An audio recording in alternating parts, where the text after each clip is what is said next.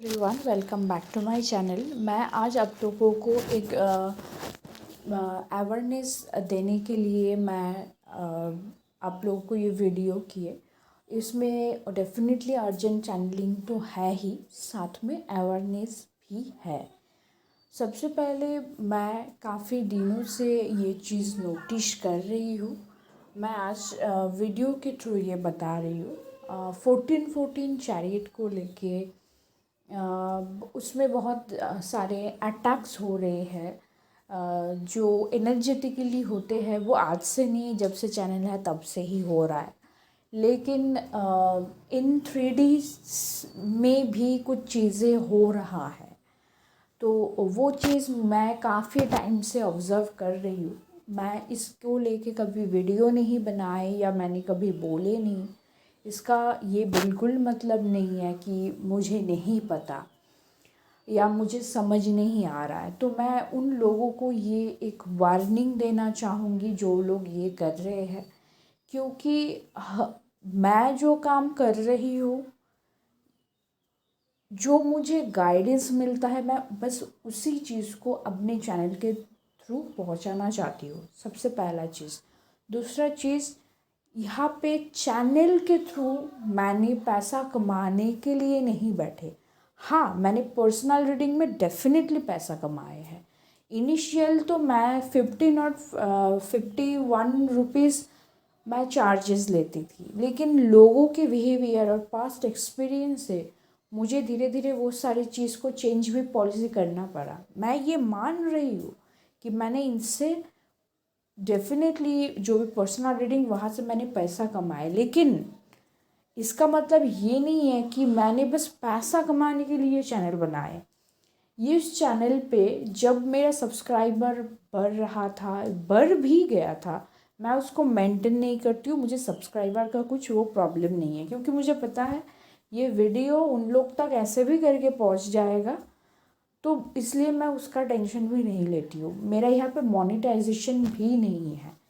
जब मेरा था, मैंने उसको मोनेटाइजेशन पे डाला था। मैं सोची थी कि मैं उसके जो भी आएगा उसको मैं अपने जो 1414 चैरियट के साथ जो एसोसिएटेड NGOs है वहाँ पे डोनेट करूँगी। लेकिन मैंने ये चीज़ मैं डेफिनेटली ग्रैटिट्यूड देना चाहूँगी मेरे 1414 चैरियट के साथ जो भी व्यूअर्स जुड़ा हुआ है, उस व्यूअर्स ने मुझे जब भी हम लोग का कोई भी प्रॉब्लम आया या फंड राइजिंग का बात आया, आप लोग इतने अच्छे से हेल्प किए। उसके बाद मैंने उस मोनेटाइजेशन को हटा दिए। मुझे ऐसा लगा था कि क्योंकि हो सकता है जो मोनेटाइजेशन हो उसका जो अमाउंट हो या वो बहुत दिन बाद आए, तो बस मैं आप लोगों को ये शेयर करना चाहती थी, इसलिए मैं शेयर कर रही हूँ। मुझे बहुत अच्छा लगता है जब आप लोग मुझे डोनेशन दिए। कोविड के टाइम से बहुत लोगों के लाइफ को आप लोग सेव करने में आप लोगों का एक कंट्रीब्यूशन रहा है। मैं कम्युनिटी में एक छोटे बच्चे सप्तर्षि के बारे में पोस्ट किए। सप्तर्षि को आज आज नहीं, मतलब उसी दिन मिल गया था। मैं बस शेयर कर रही हूँ आज ये थ्रू वीडियो कि उस बच्चे को 17 करोड़ की ज़रूरत था।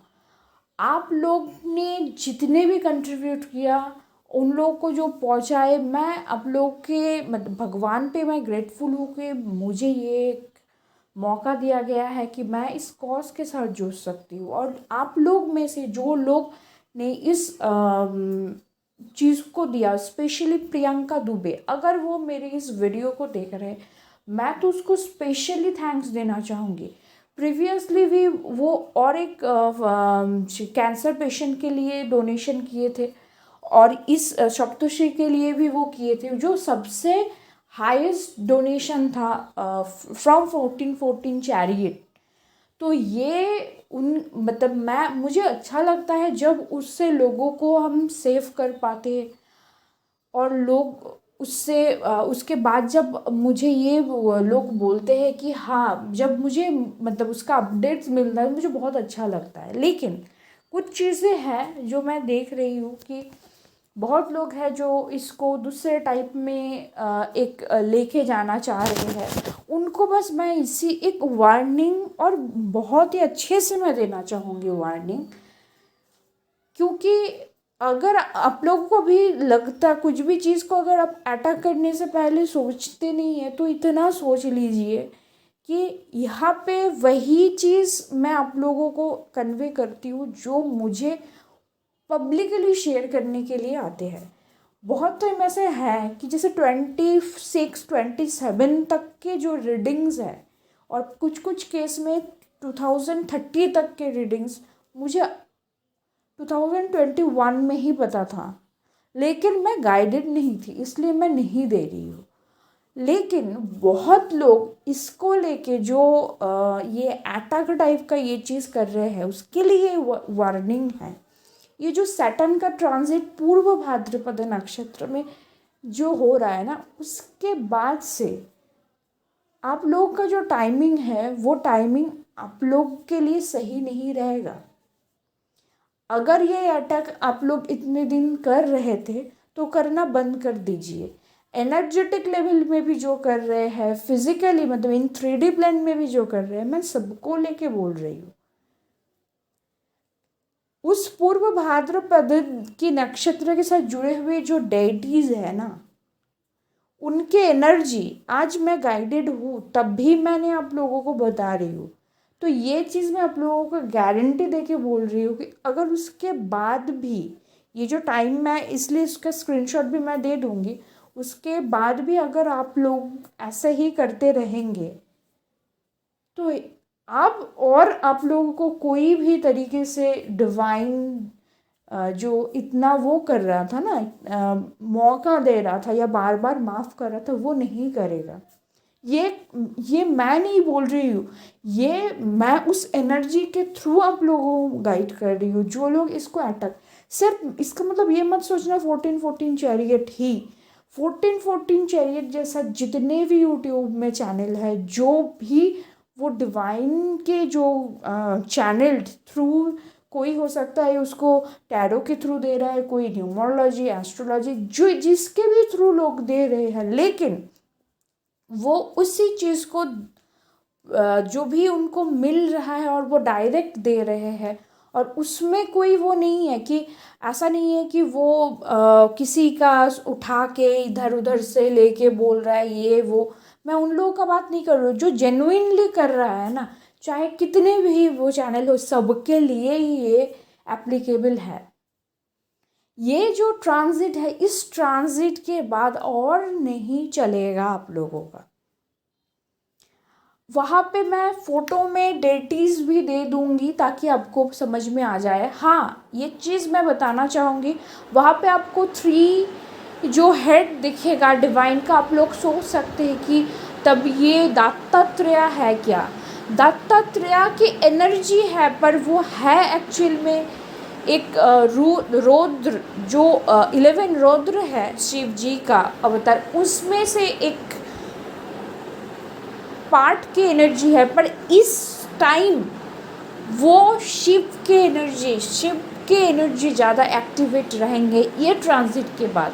इतने दिन जो विष्णु के एनर्जी ज़्यादा एक्टिवेटेड थे, जिसके कारण कुछ चीज़ फिर भी माफ़ हो रहा था, चलो एक बैलेंस में लाने के लिए कोशिश कर रहा था, लेकिन अब और नहीं। इसलिए मैं इसको एज अ रिमाइंडर देना चाहूँगी। और जो मेरे व्यूअर्स हैं और वो अभी भी लाइफ में जस्टिस हर एक चीज़ के लिए है, आपको कुछ नहीं करना है, आपको ऑलरेडी वॉच कर, मतलब आपको यूनिवर्स की डिवाइन की एनर्जी कर रहे थे, बस आपको शांत रहना है और बस आपको रेगुलर श्री रुद्रम या श्री अष्टकम ये पाठ करना है। कूर्म स्तोत्रम जो है, क्योंकि कूर्म देव जो है वो सैटर्न के साथ कनेक्टेड है। कूर्म स्तोत्रम एंड जो रुद्रा एक्चुअली मतलब श्री रुद्रम में 2 पार्ट है, नमाकम चमाकम। करना है तो दोनों करो, नहीं तो रुद्र अष्टकम। ये जो मैं आप लोगों को गाइडेंस दे रही हूँ, ये आपको फॉलो करना है। ये नहीं है कि ये ट्रांजिट खत्म होने के बाद छोड़ दिया, ऐसा नहीं है। ये आप इसको लाइफ लॉन्ग कर सकते हैं, लेकिन ये जो मैं टाइम दे रही हूँ ना, उसके पहले से ही एनर्जी स्टार्ट हो गई है। जब भी कोई भी चीज़ चेंजेस होते हैं ना थोड़ा बहुत, उसके बाद जो जुपिटर का ट्रांजिट होगा फर्स्ट मई में जुपिटर का ट्रांजिट होगा, तब तो ये एनर्जी और भी ज़्यादा तरीके से काम करेगा। इसलिए मैं आप लोगों को ये चीज़ बता रही हूँ, और मैं इतने ही बस बोलने के लिए गाइडेड थी। उसके आई थिंक मुझे लगता है कि मैं जो बोलना चाहती थी, जो लोग समझदार हैं वो समझ गए हैं या समझ चुके हैं। और एक चीज़ में जो लोग ज़्यादा हो सकता है माइंड में थोड़ा आप लोगों का कन्फ्लिक्ट हो सकता है, डिसीजन मेकिंग में प्रॉब्लम हो सकता है, या ऐसा एनर्जी हो सकता है कि बहुत सारी चीज़ एक साथ हो रहा है, समझ में नहीं आ रहा है, तो उसके लिए ये है कि वाटर इनटेक सही रखिए। उसके लिए एडिशनल गाइडेंस है, वाटर इनटेक जो है ना उसको अपने डाइट में जो वाटरी जो भी फ्रूट्स हैं उसको ऐड कीजिए। उसके साथ साथ कैल्शियम, विटामिन, इसके भी अगर किसी की कमी है तो उसमें उसके सप्लीमेंट फूड के थ्रू लेना स्टार्ट कर दीजिए। नेचुरल फ्रूट होगा तो या नेचुरल जो फूड होगा या फ्रूट होगा तो बेटर रहेगा। मतलब डाइट में ओवरऑल थोड़ा डाइट में मैं फोकस करने के लिए बोल रही हूँ। योगा करो, बहुत अच्छा रहेगा जो लोग को इस टाइप का सिचुएशन थोड़ा वो हो रहा है। और एक चीज़ गाइडेंस मैं आप लोगों को एडिशनल मैं देना चाहूँगी, बस ऑब्जर्वेशन पे रहो, ऑब्जर्व करो, कंक्लूजन पे नहीं आना है, सोचना नहीं है, पास्ट में भी जाना नहीं है, प्रेजेंट फ्यूचर में भी जाना नहीं है, बस प्रेजेंट मोमेंट पे रहो। जो थोड़ा एडवांस लेवल पे हो, मतलब जिसको स्पिरिचुअलिटी को जो चीज़ है या अवेकनिंग क्या है क्या नहीं है थोड़ा एक्सपीरियंस करके हो, अगर वो इस कम्युनिटी में जुड़े हुए हो तो जैन मास्टर्स की जो मेडिटेशन टेक्निक है उसको फॉलो करो, उस प्रिंसिपल को फॉलो करो। और जो लोग न्यू हो वो भी करो, लेकिन उसके लिए थोड़ा टाइम लगेगा, उसके लिए सब समझने के लिए टाइम लगेगा। उसके लिए सबसे पहले 7 चक्रस मेडिटेशन करो। जो एकदम न्यू हो 7 चक्रस मेडिटेशन करने के बाद थोड़ा स्टेबल बैलेंस होने के बाद जैन मेडिटेशन प्रेजेंट में रहना प्रैक्टिस करो। हमशा चक्र रिलेटेड मैंने एक वीडियो दिए थे जो निर्मला माँ का है, उस वीडियो से जाके उस चीज़ों को स्टडी करो, उस चीज़ों को समझो, प्राणायाम करो, अपना जो इनहेल एक्सेल का जो है ब्रीदिंग एक्सरसाइज ये सही से करो। कोई भी लेवल पे हो, बिगिनर हो या प्रो लेवल जो भी हो, ये चीज़ करो आप लोग। जिसको पेंटिंग्स में मन लगता है, उसको ध्यान में ज़्यादा बैठने की मन नहीं कर रहा है, तो एसेंशियल ऑयल जो है ना वो, और जो कैंडल होते हैं जो चक्रास रिलेटेड जो कलर्स के होते हैं, उस कैंडल और एसेंशियल ऑयल जो होते हैं उसको मेरे चैनल पे ऑलरेडी मैंने बहुत पहले उसको सबको मैंने शेयर करके रखे, या तो मेरे चैनल में जाकर ढूंढ के उसको करो। अगर मुझे मतलब सामने मिल जाएगा तो मैं शेयर कर दूंगी कम्युनिटी में। अगर नहीं मिल रहा है तो नॉर्मल आप गूगल भी कर सकते हो, वहाँ पे 7 चक्रास की जो, अगर किसी के पास क्रिस्टल है तो करो, जिसके पास नहीं है खरीदने की ज़रूरत नहीं है कि अभी क्रिस्टल खरीदने चले गए। उस कलर पे भी फोकस करके कर सकते हो। जिसके पास वो भी नहीं है, एटलीस्ट सबके पास तो कलर पेंसिल तो होगा ना, कलर पेंसिल, स्केच पेन बोलो या नॉर्मल जो ब्रश पेन, पेंटिंग के जो भी कलर्स होते हैं उससे भी चक्रास के जो भी सिंबल होते हैं उसको बहुत ही कंसंट्रेशन के साथ में जो फ्रीक्वेंसी होता है 7 चक्रास के, उस फ्रीक्वेंसी को चला दो। ये जो ये टाइम में पूरा करना है थोड़ा, क्योंकि इक्लिप्स की एनर्जी थोड़ा बहुत वो करेगा, इस टाइम ये ज़रूरी है। ग्राउंडिंग, फटाक से कोई बोला सबको जवाब देने की ज़रूरत नहीं है। बी प्रेजेंट, ऑब्जर्व करो। और सबसे बेस्ट तरीका है, जो भी यहाँ पे मेरे हीलर्स बैठे हैं, बहुत लोग हैं जो हीलर है, बहुत लोग हैं टैरो रीडिंग जानते हैं, उसको पता है, तो उनके लिए बस एक ही गाइडेंस है, अगर राइडर वेट टैरो डेक में मास्टरी हासिल कर चुके हो लाइफ में तो चले जाओ एडवांस लेवल पे ओशो जेन टैरो। ओशो जेन टैरो को उठाओ। बाकी अगर चीज़ का मतलब टाइम भी नहीं मिल रहा है, मैं उन लोगों के लिए बोल रही हूँ जिसको टैरो का नॉलेज है और जिसको थोड़ा बहुत एक्सपीरियंस कर लिए है, उनके लिए बस ये गाइडेंस है। बस ओशो जेन टैरो में मास्टरी हासिल करो। ओशो जेन टैरो में क्या बोला जा रहा है उसको समझने की कोशिश करो। वही चीज़ लाइफ में आपको सेल्फ हीलिंग दे देगा। बस बैठ के मेडिटेशन, हमेशा बहुत लोग हैं कि जो मेडिटेशन से नहीं बाकी चीज़ों से भी कर सकता है, तो मैं इसलिए बोल रही हूँ कि हो सकता है मेडिटेशन में बैठने का मन नहीं कर रहा है, कोई बात नहीं। किसी का अगर ओशो जेन टैरो कार्ड है अपने खुद के पास, तब उस ओशो जेन टैरो कार्ड में और डेप्थ समझने की कोशिश करो, क्योंकि वहाँ पे जो जेन मास्टर्स की जो प्रिंसिपल है वहाँ पे तुम्हें लाइफ के हर एक क्वेश्चन का आंसर वहाँ से मिल जाएगा। क्योंकि जो राइडर वेट टैरो डेक है ना, वो प्रेडिक्शन के लिए होते हैं, पास्ट प्रेजेंट फ्यूचर ये सब के लिए। पर ओशो जेन में ना प्रेडिक्शन नहीं है, ओशो जेन प्रेजेंट सिचुएशन बोल रहा है। प्रेजेंट सिचुएशन अगर ये है तो वो आपको गाइडेंस दे रहा है। ओशो जेन टैरो के बेस पे अब पास्ट और फ्यूचर में जाओगे तो आप उस प्रॉपर उस जेन कंसेप्ट को ही नहीं समझ रहे हो। तो इस चीज़ों को कहीं ना कहीं, और जिसके पास नहीं है, बहुत टाइम ऐसा होता है कि उसके पास नहीं है लेकिन चलो उसका नॉलेज है टैरो में, उसको खरीदने की भी ज़रूरत नहीं है। आप उसका जो भी मतलब ओशो जेन में क्या कितना कार्ड्स है टोटल, जो ये जो राइडर वेट टैरो डेक में 78 कार्ड्स हैं, ओशो में एक एक्स्ट्रा कार्ड है, 79 टोटल कार्ड्स है। उस कार्ड का नंबर अगर गूगल में भी लिखोगे ओशो जेन टैरो कार्ड की जो PDF जो है उसमें आसानी से मिल जाएगा। उससे भी उस चीज़ों को समझने की कोशिश करते हो। कार्ड अगर किसी के पास फिजिकल नहीं है तो, अगर फिजिकल है तब उसको करो, पर जो रटा हुआ है मतलब उसमें ही लिखा हुआ है बस उसी को नहीं लेना है। उसमें जो लिखा हुआ है वो आपके लिए गाइडेंस डेफिनेटली है। आप अपने लाइफ के साथ जाके कनेक्ट होके देखिए वो कहाँ पे आपके साथ रेजोनेट करता है और कैसे वो आपके लाइफ को एक्सपीरियंस वो करते हैं। तो आप देखोगे आपको लाइफ में इतने दिन या सेल्फ हीलिंग के जर्नी में बहुत टाइम अगर कुछ आपका क्वेरी ऐसा था कि जो सॉल्व नहीं हो पा रहा था वो भी सॉल्व हो जाएगा। मैंने इससे पहले भी ओशो जेन टैरो डेक के गाइडेंस दिए थे जब उसके थ्रू मेडिटेशन या हीलिंग के ज़रूरत था, लेकिन फिर से अभी वो टाइम ऑलरेडी आ चुका है। लेकिन अभी मैं ये चीज़ आप लोगों को बोलने के लिए गाइडेड हूँ तो मैं बोल रही हूँ।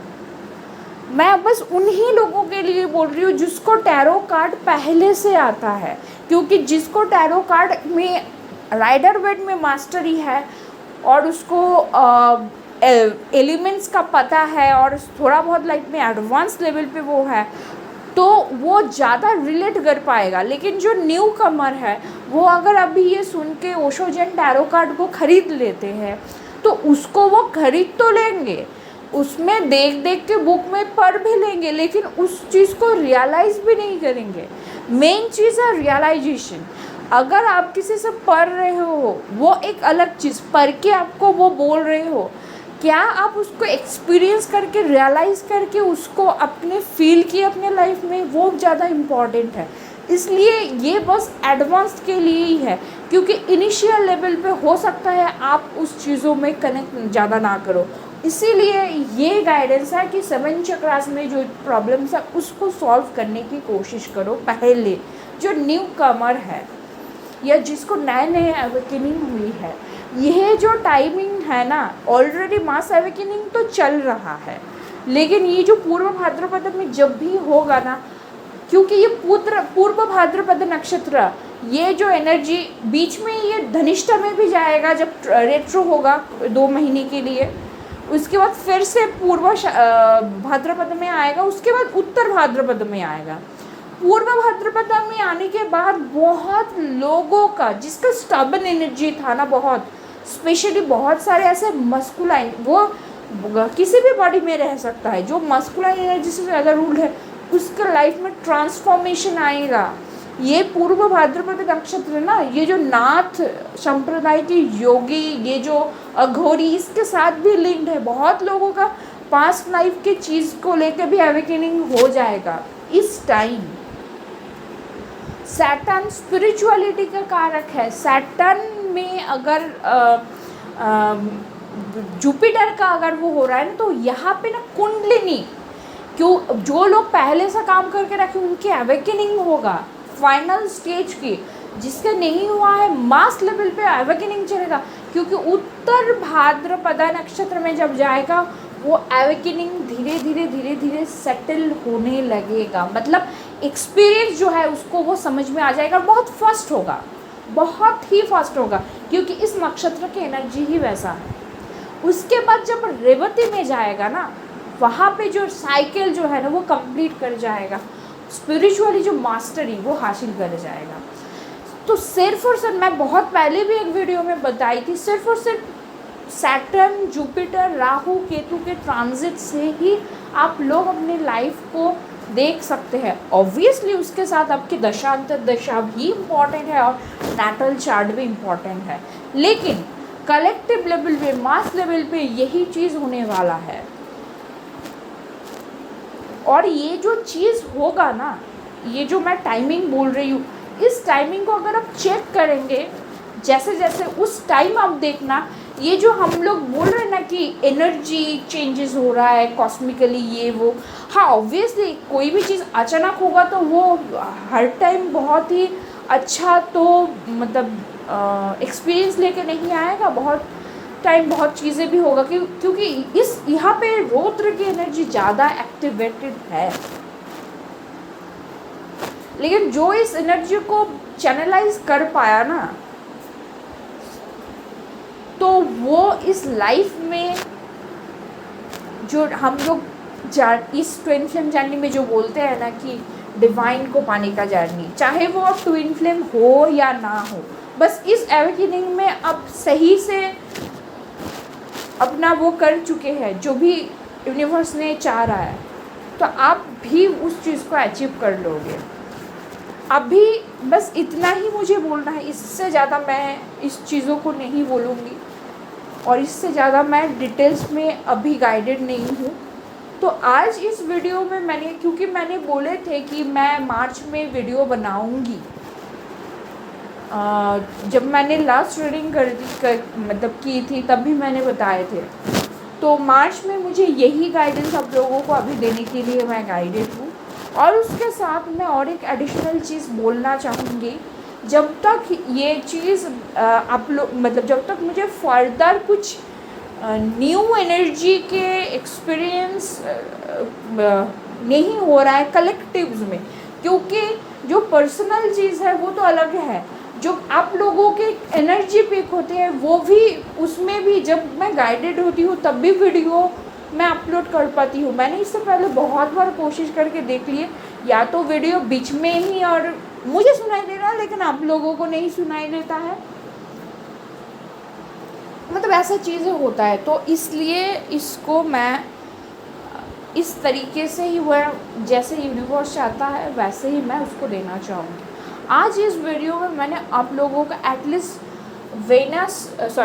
सैटर्न जो रेवती नक्षत्र में, हाँ और एक चीज़, रेवती नक्षत्र में वेनस उच्च के होते हैं।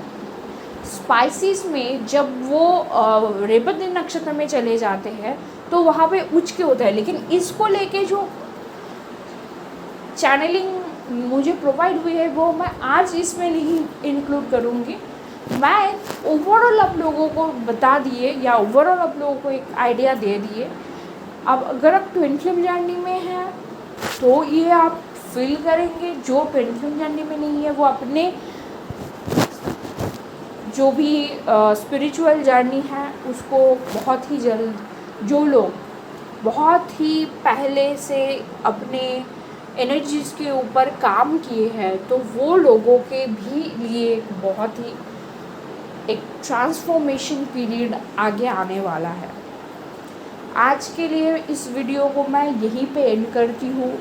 और एक चीज़ इस वीडियो को एंड करने के साथ में मैं बताना चाहूँगी, कभी कभी मैं ये चीज़ जब कभी अपना वीडियो देखती हूँ, बहुत टाइम मैंने भी देखे, कोई कोई चीज़ मैं इनकम्प्लीट रख देती हूँ। एक्चुअली में मैं स्क्रिप्ट लेके नहीं बैठती हूँ, मतलब ये बोलूँगी, ये चैनलिंग हुआ तो ये बोलूँ, ऐसा नहीं। मैंने इससे पहले बहुत बार कोशिश की है, वो उस तरीके से नहीं मुझे अलाउ करता है। मैं जब रिकॉर्डिंग को ऑप्शन करती हूँ, क्योंकि मुझे बहुत लोग बोला है कि आप इससे पहले कि आप फेस क्यों नहीं मतलब वो करते हैं, फेस क्यों, बात फेस का नहीं है, बात है एनर्जी का।